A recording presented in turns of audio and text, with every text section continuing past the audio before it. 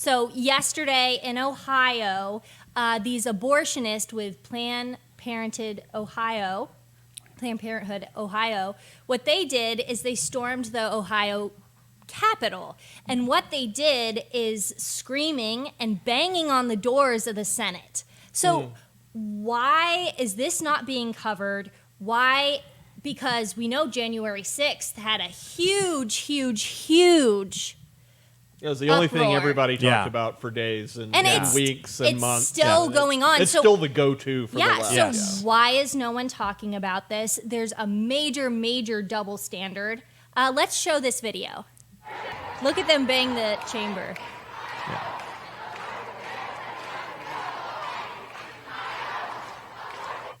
It's funny, there are no American flags there or anything. There's only an I love abortion. I worship how disgusting how disgusting is that? And we have some of the biggest and largest scope of abortion going on right now, and they're still complaining. So they talk about it being their body, their choice. So why is this not being the same as vaccine mandates? It should be our body, our choice, if we want to put that in there.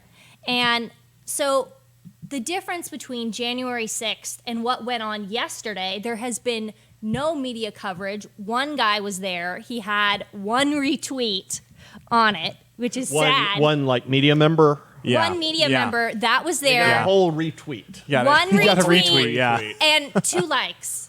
So nothing is happening over this. Nobody's talking about it. There should be uproar. If there was uproar of them breaking into the Senate chambers with January 6th. So, Josh, Michael, do you think this is a double standard?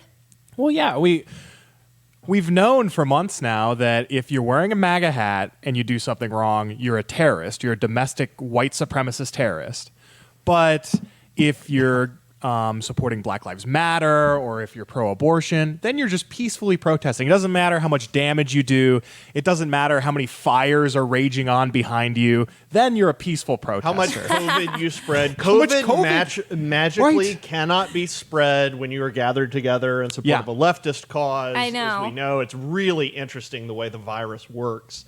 Yeah, I don't think it's surprising at all. We talked about this around the office when all of this insanity was happening between November and the end of January, and when the country was almost ripping itself apart. We talked about this in the office and about times that Democrats have taken over offices in the Capitol, times that they've been arrested. I think we've had actual Democrat members of Congress escorted out, I think, but I can't remember for certain.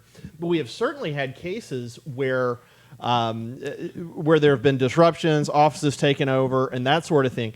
And the left didn't care about that at all. But when you get a bunch of